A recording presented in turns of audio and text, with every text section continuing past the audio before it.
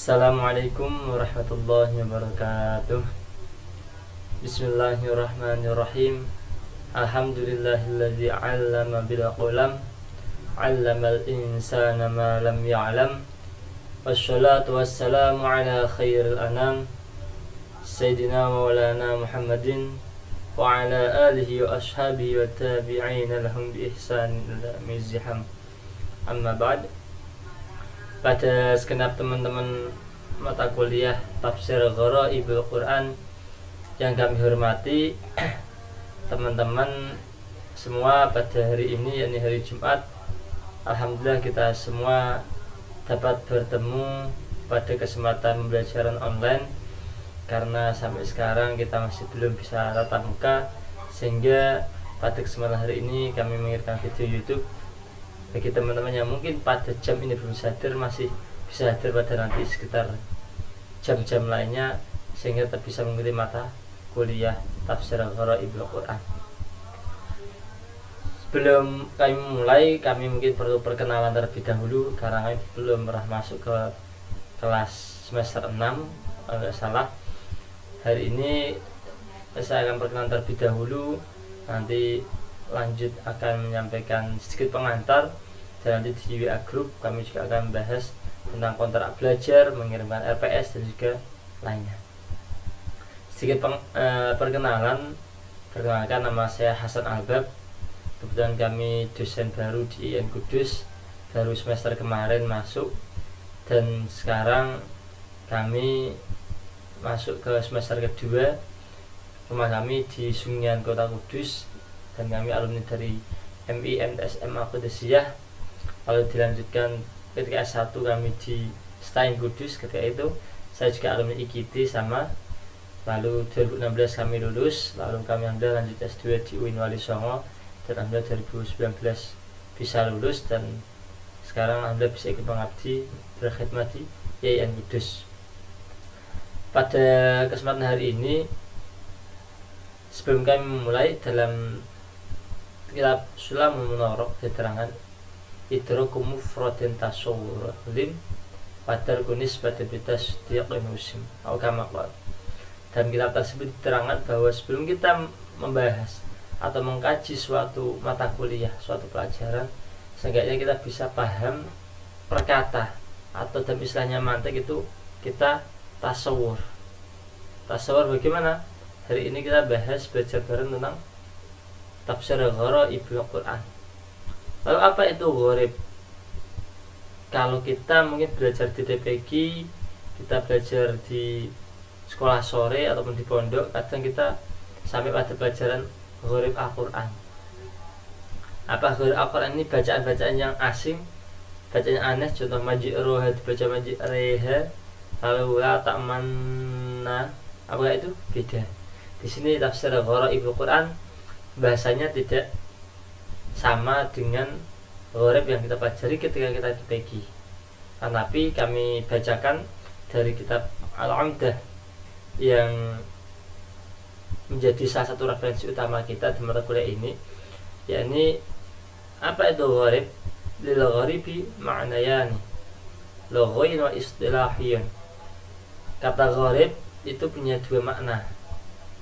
Yang pertama lughawi, dan kedua istilahi. Amma fil lughah ma'na gharba bi fathi ra'i ba'udah. Jadi yang namanya gharib itu kalau secara etimologi atau secara lughawi berarti jauh. Sedangkan wal gharib al-ghamidu minal kalami, yakni sesuatu yang samar, yang kurang jelas, atau materi yang rancu dari kalam. Secara etimologi seperti itu. Jadi kita membahas Tafsir Gharaibul Quran, kita membahas bagaimana penjelasan para ulama, bagaimana riwayat hadis dari yang diriwayatkan oleh para atba'ut tabi'in sampai kepada Nabi tentang hadis-hadis atau tentang tafsir-tafsir ayat yang dirasa asing artinya. Dan itu sangat penting bagi kita sebagai sivitas akademika, pengaji tafsir, karena kita kalau membahas Al-Quran itu tentu tidak lepas dari tafsir.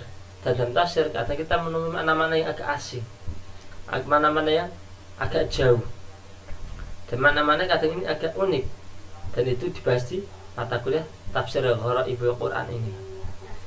Sedangkan secara istilahi diterangkan pula secara istilahi di sini, yakni Gharaibul Quran itu ya ilmu yang khusus membahas tafsir lafaz-lafaz yang samar dalam Al-Quran Al-Karim dan menjelaskan maknanya dari segi bahasa Arab, baik dari segi lughawi ataupun dari segi ulum tafsir. Jadi secara umum kita mempelajari tafsir ini, kita mempelajari lafaz-lafaz yang asing dalam Al-Quran, dan ini jumlahnya banyak sekali. Di antara nanti kitab yang akan saya kirim di grup, yakni ada kitab Al-Umdah dan ada kitab Gharaibul Quran lainnya, insyaallah, yang mana kitab-kitab tersebut membahas setiap satu surat lafaz-lafaz yang gharib, lafaz-lafaz yang asing, ada maknanya tidak masuk akal. Ini saya bacakan contohnya dalam kitab Al-Itqan fi Ulumil Quran, ini diterangkan dalam halaman 524. Contoh tafsir Gharaibul Quran bagaimana? Dalam ayat Hamim Ain Sin Qaf diterangkan bahwa di sini Hamim itu ialah membahas tentang peperangan antara sahabat Ali dan Muawiyah. Ini maknanya begitu jauh. Ini saya sampaikan contoh-contohnya sedikit agar apa? Agar nanti kalau kita belajar kita tidak terlalu kaget dengan mata kuliah ini. Mata kuliah ini bahas lafaz-lafaz yang jauh. Penafsirannya kadang ada yang dekat, ada yang jauh. Itu bahas contoh itu. Lalu mim di sini ialah menyebutkan wilayah dari Marwaniyah, kekuasaan Khalifah Marwan. Lalu ainnya ialah wilayah Abbasiyah. Lalu sinnya ialah wilayah Sufyaniyah. Adapun qafnya ialah Qudwatul Mahdi. Jadi penafsiran-penafsiran yang mungkin sekilas agak jauh. Enggak jauh, agak memang jauh sekali. Dan ini salah satu penafsiran yang tertulis cuplikan di kitab Al-Itqan fi Ulumil Quran. Selain ini masih banyak tafsir-tafsir lagi yang mungkin maknanya begitu jauh, dan itu nanti kita bisa kaji bareng-bareng tafsir-tafsir apakah benar-benar otentik, dapat kita terima ataukah tidak bisa. Dan di mata kuliah ini nanti kami secara silabi atau dalam RPS akan membagi menjadi beberapa kelompok. Kelompoknya yang mana satu kelompok nanti membahas secara detail harapan kami terkait tema-tema yang akan dibahas.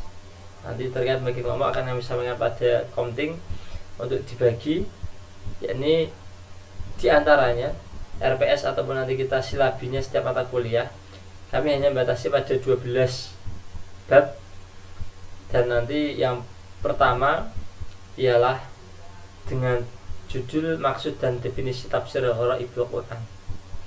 Nanti kami harap teman-teman bisa presentasi, nanti bisa via Google Meet ataupun YouTube nanti sesuai kesepakatan kelas, yang mana pembahasan ini nanti harapannya selain ada presentasi dari teman-teman, nanti ada juga tulisan atau makalah ataupun tambah PowerPoint, sehingga teman-teman bisa membaca terus-menerus dimanapun dan kapanpun. Karena sekarang kita masuk di era milenial, jadi kita belajar tidak perlu harus kita ke kampus karena kita sekarang pandemi.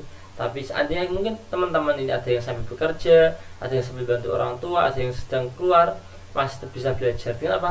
Baca makalah yang ada di HP, mendengarkan video teman yang sedang presentasi dan lainnya. Yang jelas kita tetap ada waktu untuk belajar. Ada juga nanti pembahasan kedua, makna gharib dalam berbagai disiplin ilmu keislaman.